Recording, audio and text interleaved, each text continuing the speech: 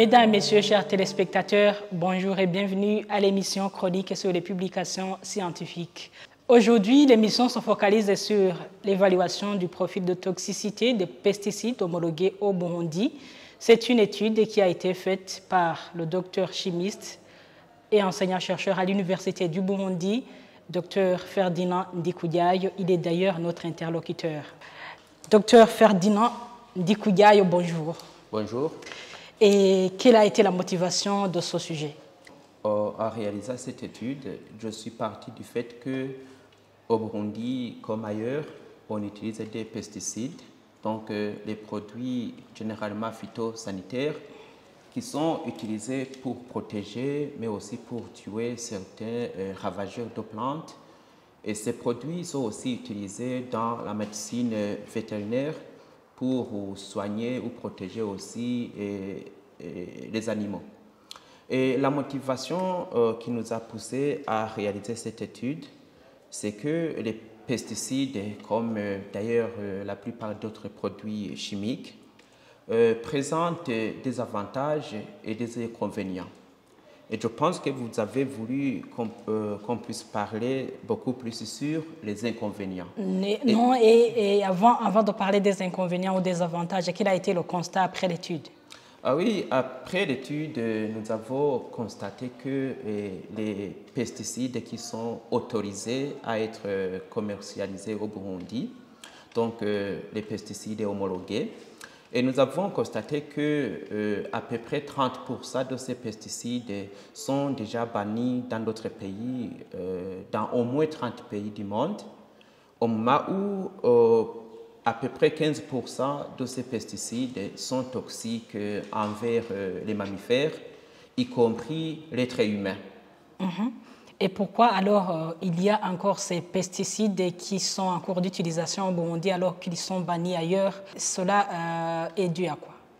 Ah oui, je rappelle que l'étude que nous avons menée, c'est une étude qui portait sur les pesticides qui sont homologués à être importés, à être commercialisés au Burundi. Et ceci ne veut pas dire que tous ces pesticides-là se trouvent sur le sol burundais. Mais demain ou après-demain, quelqu'un peut décider d'importer l'un ou l'autre pesticide.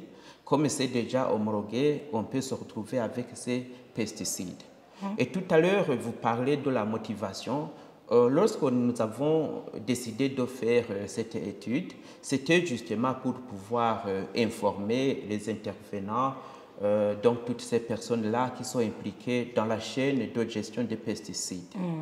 Et au Burundi, à l'heure actuelle, il n'y a pas beaucoup de pesticides qui sont utilisés alors qu'ils sont bannis ailleurs. Et je rappelle que cette étude a été réalisée en 2021. On a essayé de faire le parcours. On a pu constater qu'il y avait quelques pesticides qui étaient encore utilisés. Je vais citer notamment le lindane, l'endosulfane, mais aussi le DDT. Et ces pesticides, actuellement, il y a aussi une autre étude qui est en cours. Et nous venons de constater que le lindane comme l'endosulfane ne sont plus utilisés sur le sol burundais. Pourtant, je voudrais signaler que nous avons déjà trouvé l'existence et l'usage du pesticide qu'on appelle DDT, qui est toujours d'usage au Burundi, alors qu'il est banni non seulement par ces pays-là, mais par une autre convention, une convention de Stockholm, qui s'occupe beaucoup plus des polluants organiques persistants, donc qui ont une longue durée de vie dans le sol, mais aussi dans les êtres vivants dans lesquels on peut trouver ce pesticide a pu entrer. Docteur Ferdinand Ndikoudiaye, j'aimerais savoir pourquoi il y a encore des pesticides qui sont déjà bannis dans d'autres pays alors qu'ils sont en cours d'utilisation au Burundi. Je disais tout à l'heure qu'actuellement, il n'y a que très peu de pesticides qui sont en usage au Burundi, alors qu'ils sont bannis au niveau international. Je vous disais tout à l'heure que nous sommes en train de réaliser une autre étude où nous sommes en train de voir s'il existe encore ces pesticides. Contrairement à ce qu'on a pu constater en 2021, nous venons de constater qu'il n'y a que le DDT qui est en cours, toujours en usage au Burundi. Pourquoi? Oui, cette question est difficile à répondre. Pourquoi? Parce que lorsqu'on rencontre quelqu'un, un vendeur de DDT par exemple, il refuse de nous donner beaucoup d'informations. Et nous avons constaté qu'ils sont aussi au courant que ce DDT est banni et n'est pas permis à être commercialisé au Burundi. Et selon vous, d'où vient ce produit? Nous avons toujours essayé de savoir d'où vient ce produit et comme je viens de vous le dire, ils ont refusé de nous informer. Donc, ceci dit qu'il faut une étude vraiment ad hoc pour qu'on puisse essayer d'identifier les différentes sources ou les différentes portes d'entrée du DDT. Et l'usage de ces pesticides a quel impact sur la vie humaine en particulier et sur l'environnement en général? Je peux vous donner des informations par rapport à l'impact que ces produits peuvent avoir sur l'environnement et l'être humain en général. Mais aussi, je peux utiliser des données qui sont publiées dans des revues scientifiques. Mais comme on parle du Burundi, je vais rester au niveau local. Et je dois avouer qu'ici, on n'a pas de laboratoire approprié pour qu'on puisse étudier en détail l'impact de ces produits sur l'homme et aussi sur l'environnement en général. Mais quand même, il y a un texte officiel qui nous permet d'utiliser les données scientifiques qui sont publiées par la communauté scientifique. Et ces données scientifiques montrent que les pesticides toxiques peuvent avoir un impact vraiment important sur l'environnement. Quand je parle de l'environnement d'une façon globale, il faut entendre l'eau, les animaux, les plantes et tout consort. Et je vais vous donner par exemple le cas des abeilles. Et vous savez que les abeilles jouent un rôle très important dans la multiplication des plantes. Et ces abeilles, il a été clairement démontré que certains pesticides peuvent tuer ces abeilles-là. Je vais vous citer aussi les oiseaux et d'autres mammifères. Quels sont ces pesticides qui mettent en danger la vie des abeilles? Dans notre étude, nous avons trouvé un certain nombre de pesticides, mais il y en a à coup sûr, il y en a des pesticides qui sont toxiques envers les abeilles. À part ces abeilles, quels sont les autres inconvénients? Avant de parler de ces autres inconvénients, je vais revenir sur les effets toxiques de ces pesticides sur l'homme. Ah oui, l'homme, parce que toute charité, comme c'est donné, commence par soi-même. Et il a été clairement démontré que les pesticides toxiques peuvent avoir un impact sur, sont en liaison avec certaines maladies. Je vais vous citer notamment le cas du diabète, le cas du cancer. Vous avez aussi constaté qu'il y a une stérilité croissante dans les couples. Et tout cela a été clairement démontré que les pesticides toxiques peuvent avoir un impact, peuvent avoir un effet sur l'homme dans ce sens-là. Et comment? Et c'est ce que je viens de vous dire, c'est en provoquant par exemple certaines maladies. Je viens de vous citer le cas de diabète, du cancer, des maladies d'Alzheimer, des maladies, donc l'occurrence de la stérilité chez les couples, etc., etc. Donc la science a déjà établi une relation vraiment étroite entre les pesticides toxiques et les maladies de l'homme. Quel est le processus pour que ces pesticides atteignent la vie de l'homme? Ah oui, voilà, vous évoquez une notion très importante, une notion de ce que nous appelons les voies d'exposition. Ah oui, vous savez qu'on est toujours, on respire toujours. Les pesticides se trouvent presque partout, dans l'air, dans le sol, comme dans l'eau aussi. Et commençons par la respiration. Lors de la respiration, on a besoin de l'oxygène, nous avons tous besoin de l'oxygène. Et on peut inspirer de l'oxygène et au même moment, on peut aussi faire entrer des toxiques, des pesticides qui se trouvent en suspension dans l'atmosphère. Et vous comprenez que ça, c'est la première voie d'entrée des pesticides. Et si on va au niveau de l'eau, c'est la principale source d'exposition. Parce que vous savez que tout ce qui se passe au niveau des collines et partout, ça va finir au niveau de la mer, des rivières. Et vous savez que la plupart de la population consomme de l'eau en provenance du lac ou des nappes phréatiques. Et la recherche scientifique a déjà bien montré que les pesticides peuvent se retrouver aussi bien dans l'eau provenant de la nappe phréatique, comme dans l'eau de rivière, l'eau du lac, etc. Et aussi, il ne faut pas oublier que les pesticides, plus particulièrement les pesticides, les polluants organiques persistants, peuvent se retrouver dans la chaîne alimentaire. Par exemple, prenons le cas du DDT que nous venons d'évoquer tout à l'heure. Le DDT a une longue durée de vie. On a bien montré que le DDT peut se retrouver dans les fruits comme dans les céréales. Et vous comprenez que lorsque vous consommez ces fruits, lorsque vous consommez ces céréales, c'est normal que le DDT se retrouve dans votre corps. Ça, ce sont les principales voies d'exposition. Le DDT en soi, il n'est pas soluble. Lorsque on veut préparer, par exemple, nous lavons nos aliments avant de les cuire. Mais le DDT qui est répandu sur la surface de l'aliment en question n'est pas enlevé par l'eau. Mais ce qui est dommage, ce qui est dangereux pour le cas du DDT, c'est que le DDT se trouve non seulement sur la surface, mais le DDT peut se trouver aussi à l'intérieur. Et dans ce cas-là, ça devient difficile, ou voire même impossible de l'enlever par un simple lavage. En tenant compte de ces inconvénients, y aurait-il des alternatives à ces pesticides chimiques? Oui, il y en a. Il y en a actuellement. Il y a beaucoup de scientifiques qui prônent l'agriculture verte. Donc, l'agriculture où on va éliminer, si vous voulez bien, mettre de côté l'usage des pesticides. Il y a aussi une autre option, on peut utiliser des pesticides d'origine naturelle, notamment quelques extraits de certaines plantes.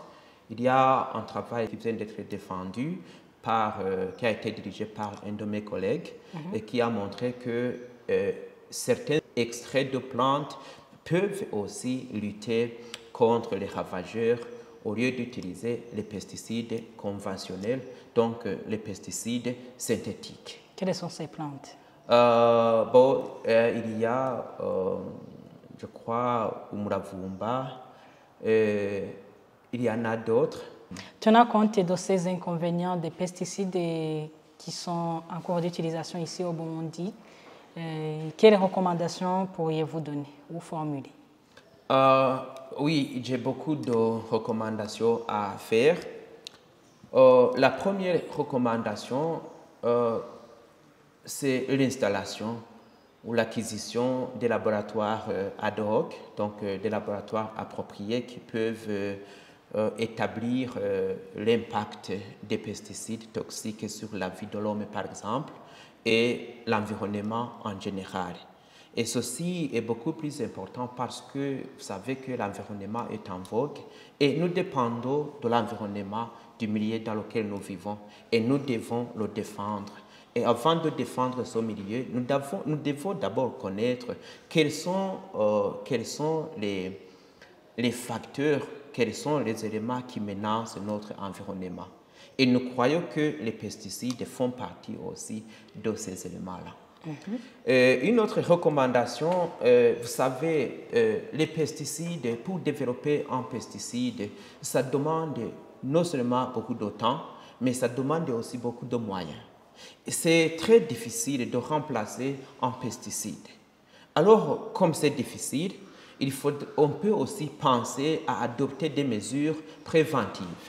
Et ces mesures préventives, il y en a. C'est le fait, par exemple, de porter des combinaisons appropriées. Donc, il y a toute une série de mesures qu'on peut adopter.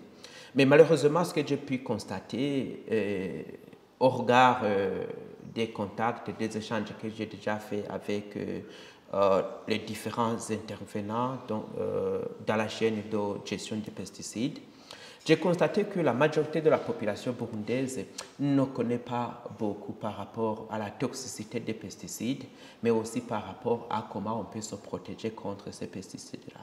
Donc, ceci va de soi avec cette recommandation qu'il faut aussi sensibiliser la population, informer la population et aussi leur montrer ce qu'il faut faire pour pouvoir faire face à la toxicité des pesticides. Ça, c'est la deuxième recommandation. Et en attendant ces sensibilisations, la population doit avoir quel comportement avant ces sensibilisations? Ah oui, bon, ce que je vais recommander, ça fait partie déjà de cet arsenal de recommandations. Et il faut, en principe, il faut que la population puisse considérer ce qui se trouve sur les étiquettes. Parce que tout est dit sur les étiquettes, même si dans certains cas, les producteurs de ces produits-là ils peuvent cacher certaines informations. Mais d'une façon globale, on peut voir, il est recommandé de lire les étiquettes qui se trouvent sur les produits. Mais là aussi, je dois avouer que j'ai constaté que les populations ne considèrent pas ces étiquettes-là. Et autre chose, c'est qu'il y a des mesures vraiment préventives que la population peut adopter. C'est notamment le fait de porter les combinaisons appropriées. Mais là aussi, j'ai constaté qu'ils ne le font pas, même si ces combinaisons sont à leur disposition. C'est pourquoi j'ai beaucoup plus insisté sur l'information et la sensibilisation. Par combinaison appropriée, qu'est-ce que vous voulez dire exactement? Ah oui, merci. Il y a des lunettes de protection, il y a des blouses, il y a aussi des gants, mais on nous dit qu'il faut aussi se laver les mains, il faut aussi porter des masques, et ça, c'est ça. Tout cela forme ce que nous appelons combinaison de protection. Et il y avait une dernière recommandation? Ah oui, il y en a. J'ai tout un arsenal de recommandations. Et cette recommandation est formulée à l'endroit des parties prenantes. Quand je dis parties prenantes dans la chaîne de gestion des pesticides, c'est beaucoup de monde. Et il y a des décideurs politiques, il y a ceux qui contrôlent, si vous voulez bien, l'entrée des pesticides, mais surtout, il y a aussi des utilisateurs. Et je voudrais demander à ce que on puisse observer, bien contrôler la gestion des pesticides. Parce qu'il peut y avoir des erreurs à tout niveau. Mais il faut que chaque partie prenante puisse s'investir, puisse faire ce qu'il doit faire pour qu'on puisse protéger la population. J'ai aussi une autre recommandation et c'est par rapport aux alternatives. Vous avez tout à l'heure posé cette question. Est-ce qu'il y a des alternatives? Normalement, comme il est difficile de remplacer un pesticide, et la communauté scientifique et les fabricants aussi des pesticides ont déjà constaté qu'il y a un phénomène qu'on appelle la résistance. Lorsque on utilise un tel pesticide, il arrive un moment, et d'ailleurs c'est fréquent, que les ravageurs qui font objet de la pulvérisation d'un pesticide donné, il arrive que ces ravageurs développent ce qu'on appelle une résistance. Ça veut dire que ces pesticides ne répondent plus à l'action, à l'activité du pesticide en question. Donc, ces ravageurs ne répondent plus à l'activité d'un pesticide donné. Et c'est pour cette raison qu'ils ont pu préconiser, qu'ils ont pu produire beaucoup de pesticides pour un même ravageur. Alors, ça refaisait à chaque pays de décider quels pesticides il faut utiliser. C'est pourquoi je vous parlais des alternatives. Il y en a toujours. Donc il faut qu'on s'assoie quelque part et qu'on dise, voilà, si le DDT ne fonctionne pas correctement, est-ce qu'il y a un autre pesticide qui peut jouer le même rôle? Et je pense qu'il y en a, mais il faut du temps, il faut des personnes qui se connaissent pour qu'on puisse voir et identifier ces pesticides qui puissent remplacer le DDT par exemple. Je parle du DDT parce que il fait partie de ces pesticides qui sont bannis, mais qui est toujours en usage au Burundi. Mais il est toujours possible de chercher des alternatives, mais il faut du temps, il faut que ça soit fait par des personnes qui se connaissent bien dans le domaine. Docteur Ferdinand Ndikoudiayo, vous êtes enseignant-chercheur à l'Université du Burundi et docteur en chimie. Merci pour vos interventions. Merci beaucoup. C'est moi en fait qui devrais vous remercier parce que vous me donnez une opportunité, l'occasion de pouvoir communiquer les résultats de ma recherche. Merci. Je vous en prie. Et chers téléspectateurs, c'est par ici que nous mettons un point final à cette émission chronique sur les publications scientifiques. Cette émission d'aujourd'hui se focalisait sur l'évaluation du profil de toxicité des pesticides qui sont homologués au Burundi, une étude qui a été faite par l'enseignant-chercheur à l'Université du Burundi, Dr Ferdinand Ndikoudiayo, spécialiste en sciences des pesticides. À très bientôt, les programmes sur la télévision Isanganiro continuent.